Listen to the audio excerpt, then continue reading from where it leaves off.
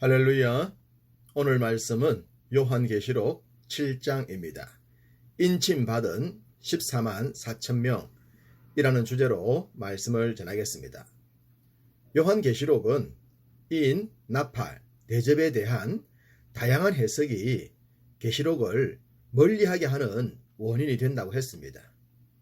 그런데 인, 나팔, 대접보다 더 큰 혼란을 주고 계시록을 멀게 만드는 것이 14만 4천 명에 대한 해석이지 않을까 싶습니다.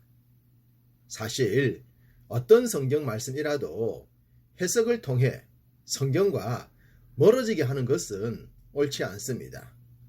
오히려 해석을 통해 성경을 더 가까이 하고 싶고 좋아하게 해야 정상인 것이죠. 그런 차원에서 오늘 보실 14만 4천 명에 대한 해석도 혼란과 염려가 아닌 보다 쉬운 확신이 되었으면 합니다. 14만 4천 명에 대한 해석에서 가장 먼저 다가오는 것이 이 숫자가 실제 숫자냐, 상징적인 숫자냐 하는 것입니다. 이번에 코로나 사태를 통해 신천지 이단의 진면목이 드러났습니다.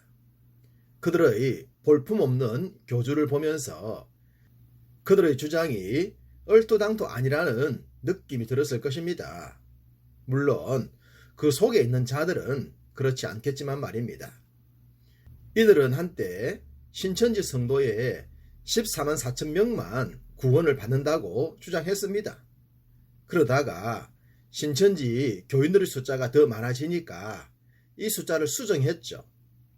추수되어 입맞고 시온산에서 새 노래를 배워 부를 수 있는 자가 14만 4천이라고 말입니다. 이 말은 요한계시록 14장에 나오는 내용으로 자신들의 입맛에 맞도록 요리한 것에 불과합니다. 소위 자신들만 이 숫자에 들 수 있고 자신들만 구원을 받을 수 있다는 주장이죠. 어떻게 복음을 자신들만의 것이라고 주장할 수 있을까요? 어쨌든 이들도 14만 4천 명이라는 숫자를 자신들의 형편에 맞춰 마음대로 이리저리 해석을 하고 있다는 겁니다. 이단들의 주장이야 우리가 관심을 가질 이유가 1도 없지만 건전한 교회들의 해석도 다르다는 것이 염려가 되죠. 건전한 교회들의 해석도 다르다는 것이 염려가 되죠. 그래서 저는 계시록을 시작할 때 말씀을 드렸듯이 가능하면 기록된 말씀에 있는 그대로 해석을 하려고 합니다. 4절 내가 인침을 받은 자의 수를 들으니 이스라엘 자손의 각 지파 중에서 인침을 받은 자들이 14만 4천이니 이 말씀에 의하면 이스라엘 자손의 각 지파 중에서 라고 했습니다. 기록된 말씀으로 보면 유대인들의 구원과 관련된 숫자라는 겁니다. 그럼 이스라엘이 아닌 자들은 어떻게 되는가? 질문이 생기겠죠. 그 내용은 뒤에 나옵니다. 이스라엘 백성들의 구원 당연히 이루어져야 합니다. 믿음의 조상 아브라함도 모세도 다윗도 말라기 선지자도 구원을 받았기 때문입니다. 그 구원의 숫자엔 많은 유대인들이 들어가야 합니다. 그렇다면 유대인들이 구원받는 14만 4천이라는 숫자가 실제 수냐, 상징 수냐 하는 것입니다. 이에 대해 성경이 정확하게 말씀을 하지 않는다면 두 해석이 다 가능할 것입니다. 다만 명확한 해석을 한다면 이러하겠습니다. 4장에 24 장로들이 나오고 21장엔 12지파의 이름과 12사도의 이름이 나옵니다. 이것을 어떻게 말씀을 드렸던가요? 12지파는 구약에 구원받는 성도, 12사도는 신약에 구원받는 성도, 그 숫자의 합이 24 장로라고 했습니다. 그렇다면 구약과 신약에 구원받는 숫자 각 12명의 합이 24명에 머물지는 않겠죠. 당연히 상징적인 숫자가 아니겠습니까? 그렇게 본다면 14만 4천도 상징적인 숫자로 보는 것이 좋을 것 같습니다.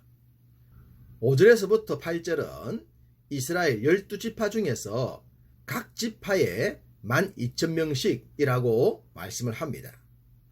12지파 이야기는 지금의 관점에서 보면 의미가 약합니다.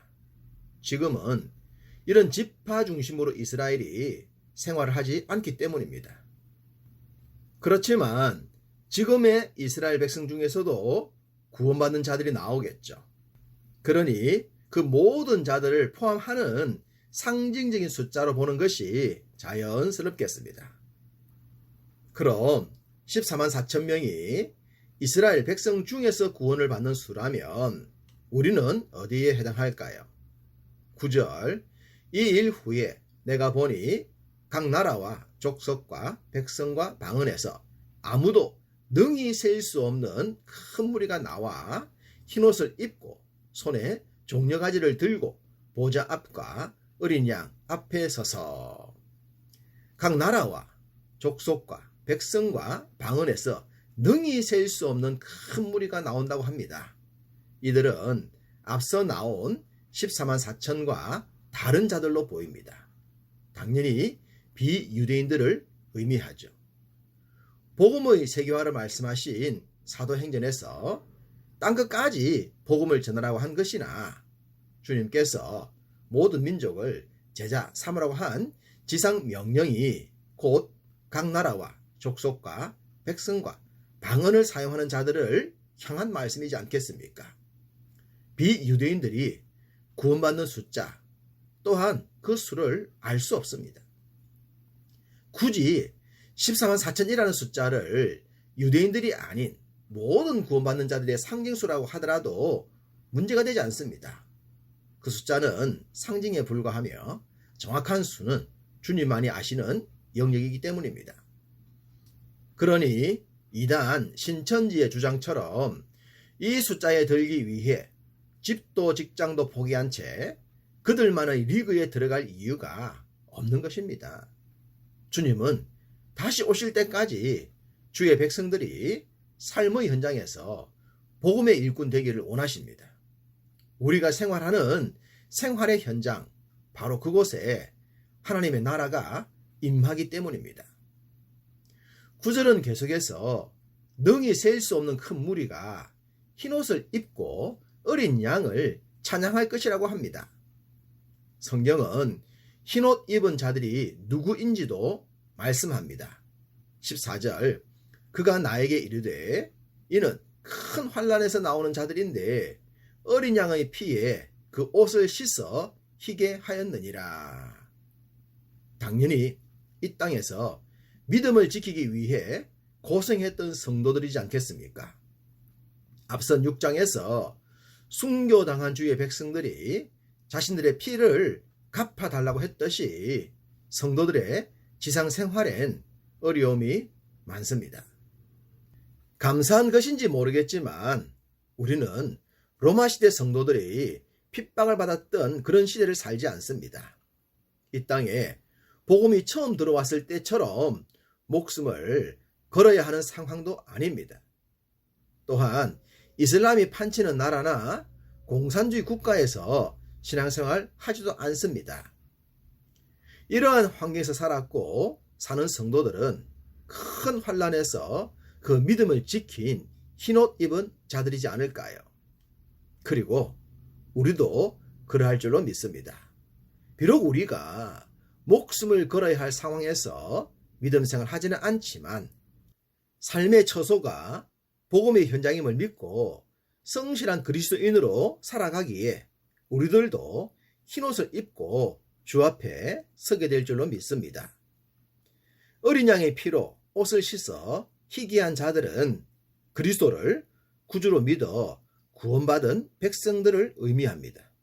곧 믿음의 길을 걷는 우리들과 앞서 살았던 선배들과 앞으로 살아갈 후배들 모두를 상징합니다. 이미 천국에 들어가 있는 자들과 앞으로 들어가게 될 자들 모두는 이 말씀대로 될 줄로 믿습니다.